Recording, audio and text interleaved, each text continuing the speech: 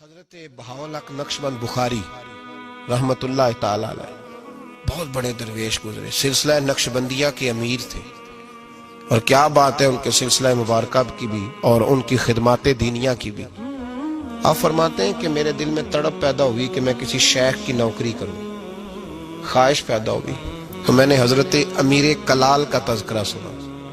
بڑے درویش تھے، بڑے راہنما تھے، دور دور تک ان کے تذکرے میں سنتا تھا۔ فرماتے ہیں کہ میں ان کے ہاں چلا گیا، جب حضرت اتنا لمبا سفر کر کے حضرت امیر کلال رحمت اللہ تعالی علیہ کی بارگاہ میں پہنچا نا، فرماتے ہیں میں نے عجیب منظر دیکھا۔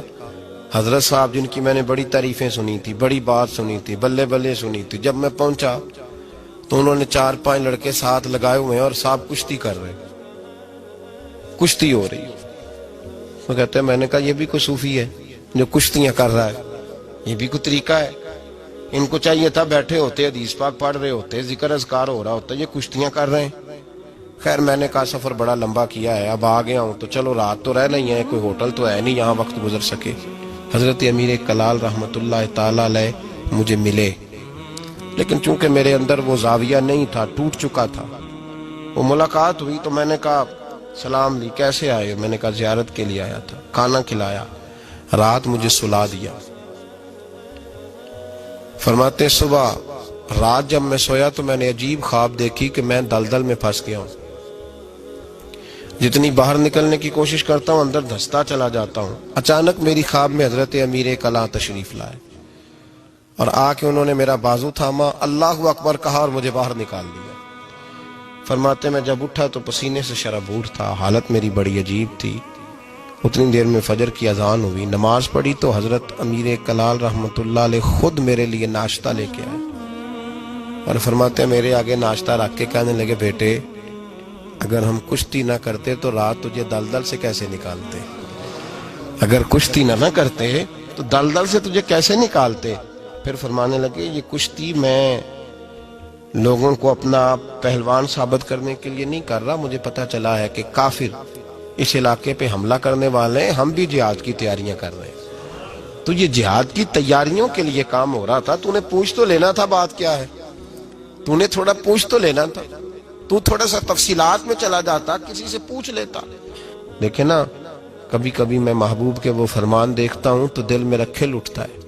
جب محبوب نے کہا تھا تیری نظر بھی دائیں بائیں نہیں اٹھنی چاہیے، نظریں جھکا کے رکھنا، جھکا کے، کانوں سے وہ سننا بس جس کی تجھے ضرورت ہے، اور زبان سے محتاط جملے بولنا۔ جب نظر بری چیز دیکھے گی نہیں، کان سنیں گے نہیں تو دل میں وسوسے آئیں گے ہی نہیں۔ ہمیں تو پہلے دن سے شریعت نے محتاط رہنے کا حکم دیا۔ میرے عزیز دوستو، سلسلہ طریقت کے عزیزو، میری آپ سے یہ گزارش ہے، سمجھ لیں ایک نئے سرے سے دوبارہ سبق شروع کر رہا ہوں آپ کے۔ آج کا سبق آپ کے لیے یہ ہے کہ زندگی میں کسی بھی مومن سیء العقیدہ کے بارے میں برا خیال نہ پیدا کریں، بلکہ ہمارے صوفیات تو فرماتے ہیں کسی بد عمل کو دیکھ کے بھی یہ نہ سوچ کہ یہ بد عمل اور میں نیک ہوں، یہ بڑی بیماری ہے۔ فرماتے ہیں ہو سکتا ہے ایک وقت ایسا آئے تیری توفیق چلی جائے اور اس کو اللہ توبہ کی توفیق دے کے اپنا ولی بنا لے، تو اچھی سوچ رکھ، مثبت رائے قائم کر۔ ٹھیک ہے جو لوگ غلط ہیں، تمہیں اگر غلط لگتے ہیں تو کنارہ اختیار کر، لیکن کبھی بھی اور بالخصوص اللہ کے نیک بندوں کے بارے میں، رب کریم کے اولیاء کے بارے میں، دین کے خدام کے بارے میں زندگی میں کبھی منفی نہ سوچیں، کبھی منفی نہ سوچیں۔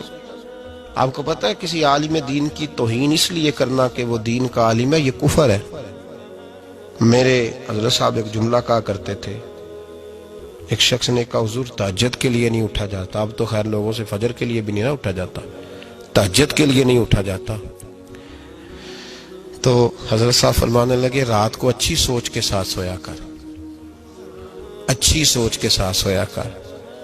تو پھر مسکراتے مسکراتے فرمانے لگے محبوب کی سوچوں میں سویا کر، یار کی سوچوں میں سویا کر، تو اسے سوچتا سوچتا سویا کر، صبح خود ہی تجھے بیدار کر لیا کرے، پر اس سے دل لگانا، اسے سوچتا سو، تو کسی اور کو سوچتا کیوں ہے؟ کسی اور کی طرف تو دیکھتا کیوں ہے؟ تجھے ایک دفعہ حضرت صاحب بیٹھے تھے اور 2-3 مشائخ اور بھی بیٹھے تھے ساتھ ساتھ، تو مجھے ایک دوست نے بعد میں کہا کہ وہ جو تیسرے نمبر پر بزرگ بیٹھے تھے ان کی پگڑی دیکھی تھی؟